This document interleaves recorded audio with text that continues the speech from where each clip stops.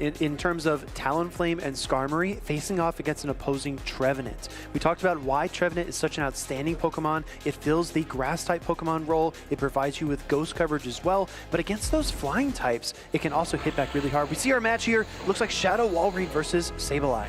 Interesting picks here. The Icicle Spear is already going through to the Sableye. The Sableye is weighing the options, just deciding to not shield anything yet. So not protecting the Sableye. The Sableye is already quite low, and this could be the key to the game.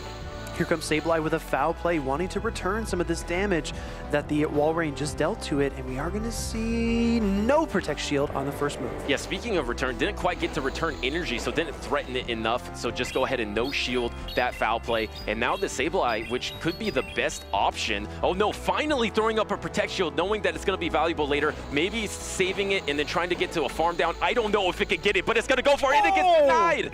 Oh my goodness, a bit too much on the Sableye's plate. It's forced to shield here from the Walrein as it gets off another Icicle Spear. Wow, picks up shields there in the swap onto the foul play to soak this energy. The foul play is going to be coming through, but can the Sableye get to another? I'm not sure if it can, Speedy. Wow, both of these trainers, I don't know what's going on, but Sableye is getting knocked out of this equation rather quickly. Here comes the Azumarill, though. How do you feel about the position here for DijonTheDjinn? Yeah, you have all these Protect Shields remaining, so you are pretty comfy, pretty safe here. You're not too threatened by bubble damage. You're going to be landing these returns, and you can get to the next one if you want to protect this Sableye. And we see there, we have the Skarmory in the back with no Protect Shields remaining. That might be a Brave Bird. It could be a Brave Bird opportunity down the road, but right now we're going to see an Ice Beam come through here. Do we value the Sableye enough to shield it? And no, saving both of the Protect Shields, but again, ShinyDialga445 with none. And possibly really smart decision by Dijon to save a 1 health Walrein, because you can go ahead and Brave Bird and then clear off that debuff. So this is a huge call by Dijon, letting this Ice Beam go. Oh no, last second shielding it actually, and then swapping into the Walrein to meet this Skarmory. Even if you don't have a charge move in your toolkit at the time, Azumarill's capability of learning Hydro Pump can force shields in critical scenarios, and we saw that. Here comes a move from the Walrein. We know Icicle Spear is the biggest move to fear here for the Flyer. Yeah, just letting this first one go out of range of the next Icicle Spear. Deciding to go for the Sky Attack, actually. Maybe going to try to go for the double Sky Attack here instead of the Brave Bird. Not mess around. I'm not sure if the double Sky Attack is going to be really close. Oh, back-to-back Sky Attacks. A Powder Snow does come through, but Skarmory is going to return fire here. Will this be enough? All the bubbles, maximum energy.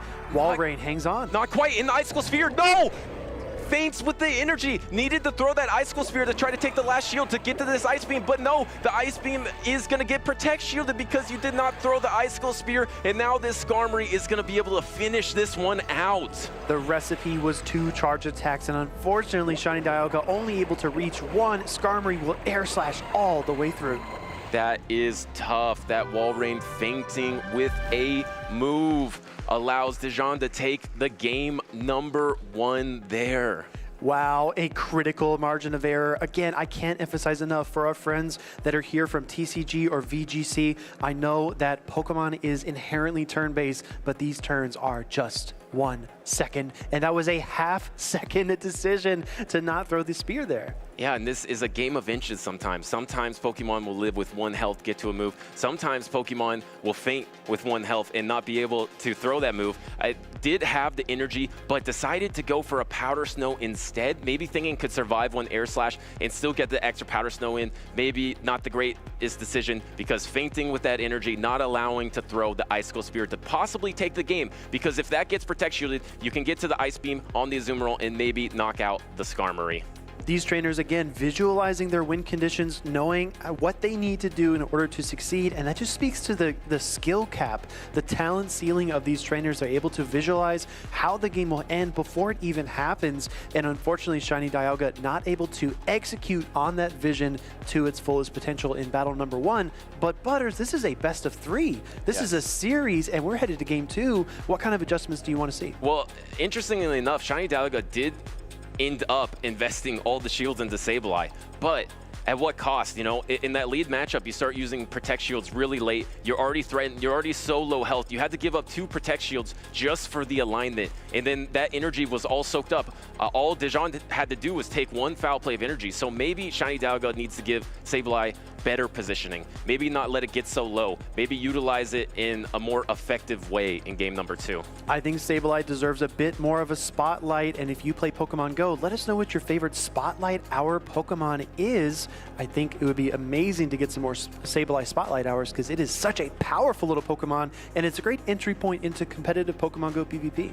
Yeah, and one thing about Sableye is it's so hard to finish off. Sometimes it'll be left at like 30% health and you just have no option. Speaking of Sableye lead once again into the Skarmory. This isn't too terrible for Dijon. Absolutely, a very neutral matchup here, but we know that the Sableye is just a little bit faster when it paces to those charge attacks. Here comes a foul play, and we get no Protect Shield early on. But we do see Skarmory in the lead, which gives it better options in terms of throwing Brave Bird, because you can throw that Brave Bird in, swap out if you would like. But once again, going for the Sky Attack, but threatening, and does get the Protect Shield. Wow, and in game 1, we saw the double Sky Attack decision by DijonTheDjinn, but building up to the Brave Bird, it puts that temptation, it puts that fear, and forces an early Protect Shield. Yeah, those Brave Bird Pokemon put so much pressure on your lead matchup because you do not want to take a Brave Bird, and the foul play is going to be coming in and will knock out this Skarmory. We see DijonTheDjinn leave his shields on screen and ultimately not press them, preferring shield advantage in a lot of situations. A swap and then a return swap, Walrein mirror match on the field. Yes, once again, Walrein versus Walrein here, and you got to go for these Earthquakes. The Icicle Spears are double resisted, and going for it because there is only one Protect Shield remaining, it's a better use of the energy because you don't think your opponent's going to shield. Exactly. You want to continue to apply pressure and put your opponent in a position to make mistakes. And we do see an Earthquake returning here onto our Shadow Walrein. And an instant no shield. And sometimes when you have 2 Protect Shields, you think your opponent's going to bait because they're behind in shield, so they think they want to even it up. But this time it is going to be a last second Icicle Spirit. This is going to be so close. If this Walrein can handle it, it's double. Not very effective. Can it hang on? It barely hangs on. It hangs on. Walrein going to look for another Earthquake, but goes for the Icicle Spear instead. Again, ice cold control in this gameplay. DijonTheDjinn, oh my gosh, a no shield as well from ShinyDialga. And it has 2 Icicle Spears and banks the other one, saves it for later. That's a really smart play to save that, and here comes the Sableye able to farm down. Sableye Shadow Claws all the way through the Walrein before it even knows what happens, and now we have a Sableye with half health and an Azumarill, and here comes that Sableye on the field. Yeah, but there are 2 shields for Dijon Sableye, and here comes the foul play. Like I said, Sableye is hard to finish off. It's around 30% health. You have to commit energy to finish it off because you cannot Shadow Claw it down, so you have to have great timing here. Absolutely. We do see a foul play coming through here from DijonTheDjinn's Sableye as he looks to return fire and land a KO, but no, the Protect Shield gets deployed. Yeah, I mean, low health, it doesn't matter because you can get some more foul plays, and maybe you don't worry about shields because you have the Azumarill in the back, and here comes one more foul play. Is it going to be the last shield? It is the last shield. Dijon wants to get the farm down, but is denied. The Azumarill comes in instead. Oh, this is so critical. No Protect Shields for either trainer, but that Walrein, the switch timer just expired, so you do have the potential to switch it in. Oh, tries to get it, doesn't get it. Azumarill bubbles all the way through the Walrein, calls the catch, and here comes a super effective play rough. And you see ShinyDialga talking to the opponent saying, I knew you would do that. I was patient. I sat there and I won the game. ShinyDialga envisioning the win condition for DijonTheDjinn and not allowing him to execute. What an incredible, incredible play by that trainer. Yeah, that was perfect counting, knowing exactly when the Azumarill was at the energy of the play rough, but not going for it because you know there's that 1 health Walrein in the back, and you know they're going to try to make that swap. So the patience, the composure by ShinyDialga to just let that Walrein come in, just give it 1 bubble and take the game. And positionally speaking as well, I think ShinyDialga445 recognized that his Azumarill could absorb more than just 1 return, so it was not as pressured to make a switch to throw the charge move. He could afford to be patient because he had managed his HP so well, so very, very nicely done. Yeah, very nicely done. It is now 1-2-1 here between DijonTheDjinn and ShinyDialga, seeing fantastic play from both trainers here. Yeah, I mean, a lot of Sableye action. And yeah, I think we're going to get match number 3, or we might be going to a quick break here. We're getting some word, but I think we're going to be going to game number 3. So What I noticed as well is that we got a lot more Sableye action in game number 2. Do you think we see Sableye mirror matches, Sableye swaps, all kinds of Sableye play in game 3? Yeah, 2 games in a row, I believe, ShinyDialga led the Sableye, knowing it's the best Pokemon versus the opponent team. And 2 games in a row, it didn't get too much advantage because running into neutral matchups, first game, the Shadow Walrein was able to take 2 shields from it. And then the second game, the Skarmory was able to take a shield as well because you get up to Brave Bird energy, you throw that Sky Attack because you know your opponent is afraid to take that Brave Bird. Exactly right. I wanted to ask you this. We do have that Talonflame and the Credilli still sitting on the bench. They have not been a part of either one of DijonTheDjinn's teams of 3. I have to point out the stream graphics are beautiful. I love Credilli's image as well because it looks like it's looking directly at the camera, like it's posing for the photo. Will we see Credilli or Talonflame in game 3? I like how you mentioned them together because they are a core that complement each other. So it's possible that if they are being ran, they're going to be a tag team. So look out for that into game number 3. We don't know. We think we're getting a lock-in shortly here. I think we are getting a lock-in. This decisive game number 3, ShinyDialga versus DijonTheDjinn. 2 Walreins going at it once again. Walreins on the field. One of them is a Shadow variant, and we are seeing them both build a lot of energy. You definitely want to reach for the Earthquake. And going right away, DijonTheDjinn applying pressure first. And the Shadow strikes first, and it's going to be throwing that Earthquake in a big no shield. The Walrein takes it, and look at this backline. We do have the Credilli, and it could possibly match up against the Azumarill. This is the payoff of throwing all those Icicle Spears in game 1 and game 2. Your opponent starts to anticipate what you're about to do, and another Earthquake comes through, and both of these trainers are just dishing so much damage. It looks like an Icicle Spear here from DijonTheDjinn. Yeah, and it looks like the Walrein is out of range, so gonna go ahead and let that go. At this point, you would need to commit Earthquake energy, and you do let that go, takes it, and you need to get to the Earthquake to feint the other Walrein, and you go for the Earthquake. No, you save all that energy. Double swap, double Sableye. We do see Sableyes on the field. We saw a Walrein mirror match, both of these purified Sableyes now, but it looks like ShinyDialga's is just a little bit ahead, due to the switch it. I'm just looking at how this is playing out. This is playing out Walrein versus Walrein, Sableye versus Sableye. It's a mirror match, but look, the backline is not a mirror, as one foul play is going to be going through. Sableye should be able to take this, so there is no Protect Shield. You see this backline matchup of Credilli versus Azumarill. Let's see what happens. The Shadow Claws are piling on. It looks like a first foul play here from ShinyDialga is going to come through though.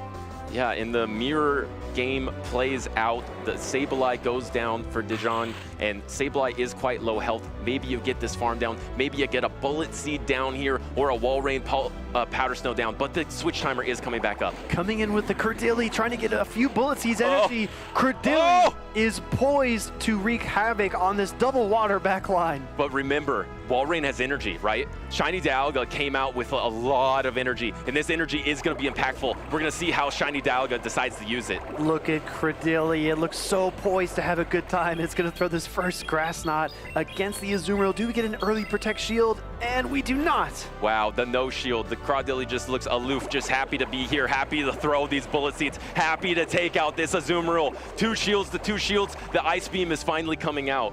Here comes the Ice Beam, going to protect this because the Credilli is still a Grass-type Pokemon. It will wither under Ice-type attacks. It surely will. And speaking of Ice-type attacks, there are 2 banked for ShinyDialga. There's that Walrein in the back with 2 Icicle Spears. You have to be on the lookout for this. You can't commit all the shields. And a Bullet Seed, and an Icicle Spear. And the Icicle Spear is going to be going through. Walrein switches in, hangs on through 1 Bullet Seed, and gets off this first Icicle Spear. How does Dijon respond? Does he know the back-to-back is coming?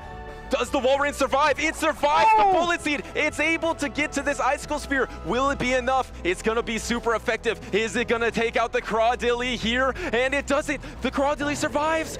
And look, it has energy. Oh my goodness, this is late game energy counting. Do you know how close the Ice Beam is? Here we see a Grass Knot come through. This is the critical moment of the match as soon as this charge move mini game is over. And there's a Walrein in the back for Dijon. When do you swap to it? Or do you let this go down? The Ice Beam does register. It registers on the Credilli, but there's still a Walrein in the back. How much energy does it have? Credilli will feint to the Ice Beam, super effective damage. In comes a Walrein. Can it reach a move?